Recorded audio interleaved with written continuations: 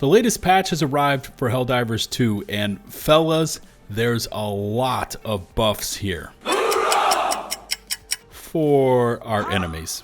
Plus, the mech changes have arrived, and at least on paper, these look concerning. I've got the whole thing broken down for you, along with, of course, my thoughts and feedback, so stay tuned for those. Please support the channel by hitting subscribe as we get into Helldivers' latest update.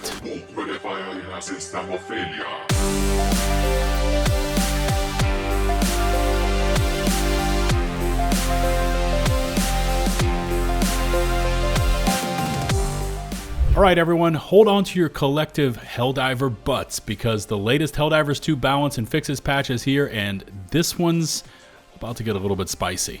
So, first off, what are we getting in this one? Well, it includes 2 new biomes, one of which we've been seeing, which is this lush, semi-tropical looking environment the Helldivers team tweeted out about yesterday. There's also a new enemy variant that the notes kind of hint at having something to do with Bile Titans. There's, of course, the Exosuit rebalance, enemy rebalances, and stand by because there's a metric crap ton of those. Sidearm and stratagem rebalances, and then there's the known issues like the flesh mob clipping that Arrowhead has already told us that they fixed. And since it's item number 1 in the patch notes, let's just go ahead and throw it up on screens here. Here's the known issues that are being addressed this morning, including the aforementioned flesh mob clipping through various objects when charging, the 𝗙𝗲𝗋𝗃 no longer screeching when firing, and the portable hell bomb no longer locking you out of completing the mission objectives when destroying the air-based control tower objectives. Next up though is the main event, what you've all come to see, those mech buffs, where the devs first give us their take on the changes with this statement. We agree with the community that the exosuits can take too little damage and break too easily, especially against the Automaton faction. Therefore, we've made a bigger balance pass to increase its durability. Now, these changes are probably better explained if we break them apart and also compare them to what we currently have in the game, which we can see over in the Helldivers Wiki. So, the first part here is that they've increased the main health pools of the mechs by essentially doubling it, up from 850 to now 1600, and also your mech will only die if the main health pool is depleted.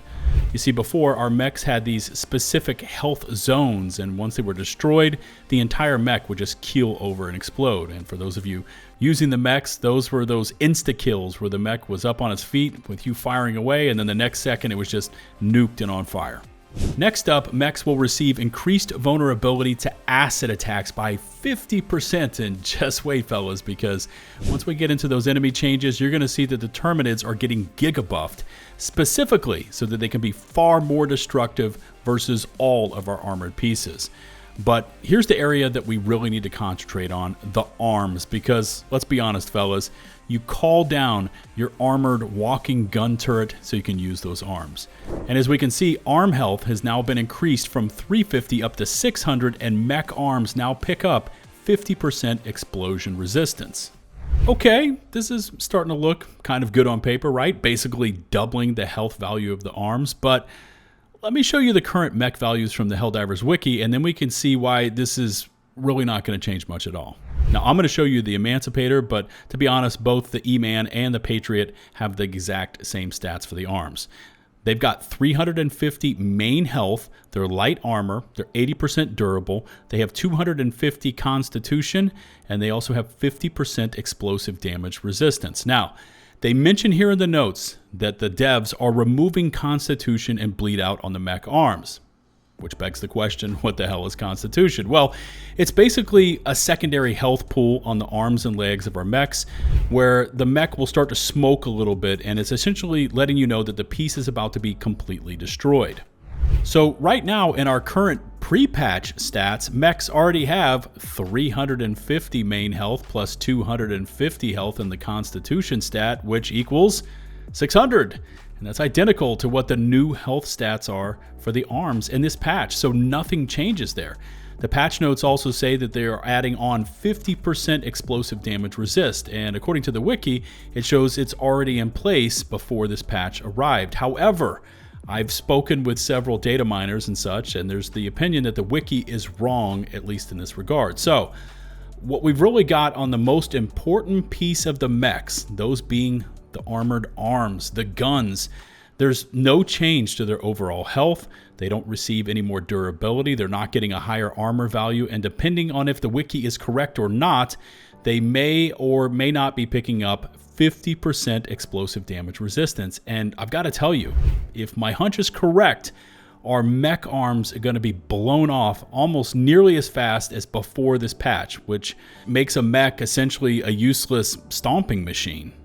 The final two changes listed here are that mechs no longer lose all mobility when both legs are broken, and they can now be staggered, as they now have a stagger strength of 45. So something like, say, an impaler can now stagger your mechs, but again, according to the patch notes here, it won't prevent you from firing your weapons.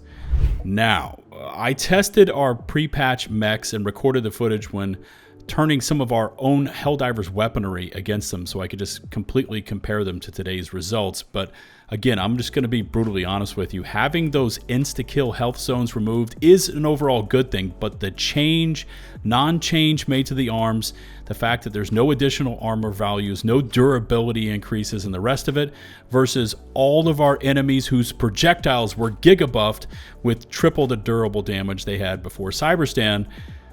Yeah, my gut here is saying that these things are still going to be paper tigers. We'll touch on those enemy damage buffs in just a moment, but there are 5 melee weapon changes here, with all of these weapons receiving light stamina cost decreases so they don't deplete your stamina bars as fast. Also, the stun baton picked up additional damage and additional durable damage. Now, admittedly, I'm not much of a melee diver myself, so I'm going to depend on you, my viewers, to chime in and say if these are overall good or not enough. Next up are the stratagem changes, and by the way, there are 7 of these things listed here in the patch notes, including the defoliation tool, aka the Chainsword, which got its mechanics tuned up to make it easier to hit enemies. It's also going to pick up armor penetration even faster now and cost less stamina to swing it. After that, we can't have space magic in the game. One True Flag saw the same stamina cost decrease the other melee weapons received. The ballistic shield picked up 400 health points, taking it now up to 1,000. The spear picked up an additional missile in the backpack. The flame sentry nearly doubled its range, which it needed.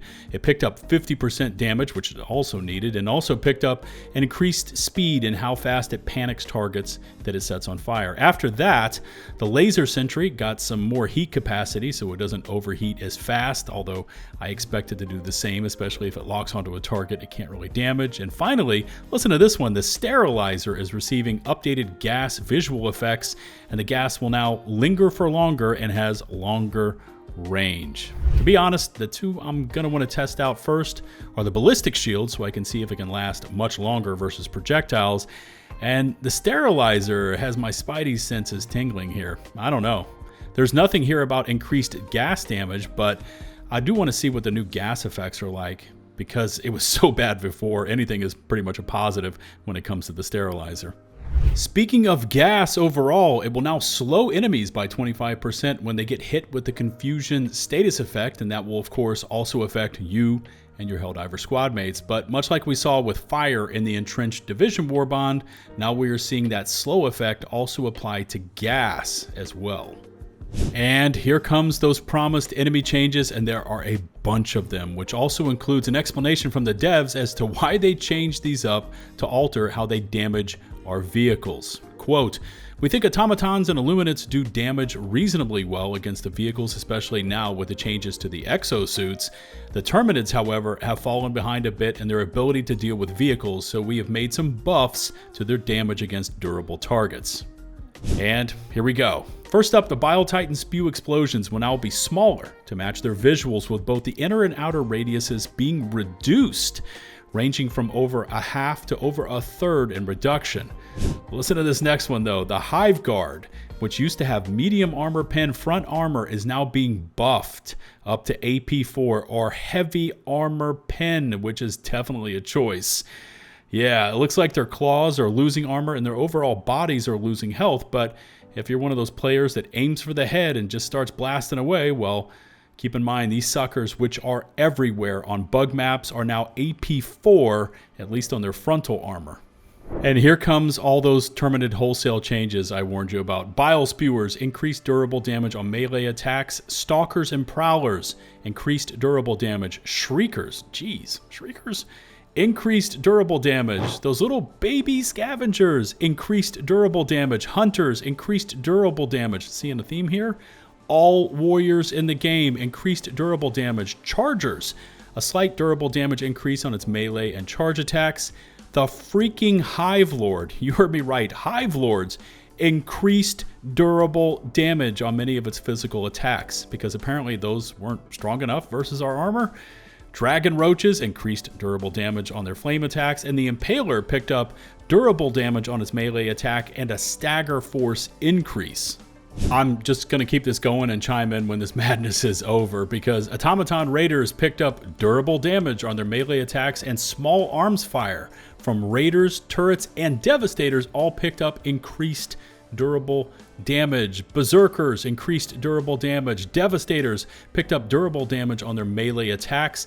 The Heavy Devastator now receives a destructible shield, which they will drop when depleted. So no more infinite health shields. I mean, thank goodness for small mercies, right? Their shields now are AP 4. They have a health pool of 800 and are 70% durable. So they're still going to tank some serious damage before being shattered. Rocket Devastators lost stagger strength on their rocket projectiles, down from 50 to 35. Just a few more here. The Hulks, okay, picked up durable damage on their flamer attacks. Oof. The War Striders, okay, we finally got a medium armor weak point on their leg hip joints. Hallelujah. And all bot tanks picked up more health, lots of health on their back vents, more armor on their back vents, but lost a little durability on their tracks. So once again, like with the Hive Guard, these tank changes are definitely an odd choice. And to round out the bots here, the Shredder tank is losing turn speed while the Barrager tank doubles the health on its weak spots, both front and back. And finally, two quick changes they made to the Illuminate here. Flesh Mobs picked up, you guessed it, durable damage. And it's later listed on in the patch, but they can now apparently damage vehicles, and also the squid eyes, which you find around the spawner ships, will be easier to take out, receiving a lower destruction strength, down 10 points, while now receiving a health bar with 200 health and an armor value of just 2.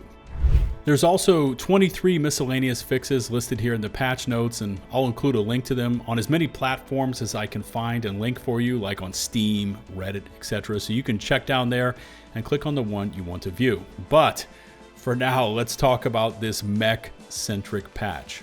First off, the mechs themselves. And we shouldn't be seeing those insta-melt kills as much, but the changes to the arms look pretty insignificant. Plus, we didn't pick up durability, and we didn't pick up more armor, and even with 50% explosive resist, at least on paper, these things still look way too weak, especially now with so many enemies picking up additional durable damage. Which brings me to our armored vehicles along with sentries and emplacements, and besides the ballistic shield, which you heard me touch on earlier, and of course the mechs, no other armored pieces received a health increase in this patch. And since Arrowhead didn't reverse those mental durable damage increases they installed prior to Cyberstan, it looks like the studio is really trying to limit our armored capabilities, essentially turning the Helldivers into an on-foot only army. And I've got to say, whoever is driving this crazy durable damage fetish over at Arrowhead, they need to be spoken to, because it's now gotten completely out of hand. To be honest, the two most impactful changes in this entire patch for Helldivers were the armor changes on the War Strider's leg joints and the Illuminate eyes now receiving damage from things besides explosives. After that, it looks like the balance team just started twisting knobs and sliders just to say they were twisting knobs and sliders. Heavy armor or AP4 front armor on a very common bug variant is crazy. The big buffs for bot tanks were simply not needed, and the freaking Hive Lord now picking up durable damage on physical attacks feels like an outright troll.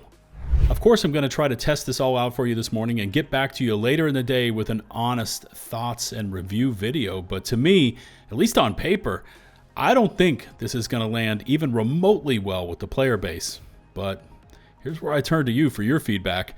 What do you think of these changes? Drop a comment and sound off below. If you enjoyed the video, please hit subscribe and ring the notifications bell. If you're on mobile, please swipe to hype this video. And before I go, I'd like to say thank you to all of our hardcore channel members. Until the next one, this is 𝗲𝗲𝗋𝗀𝗋𝗀𝗋, signing off.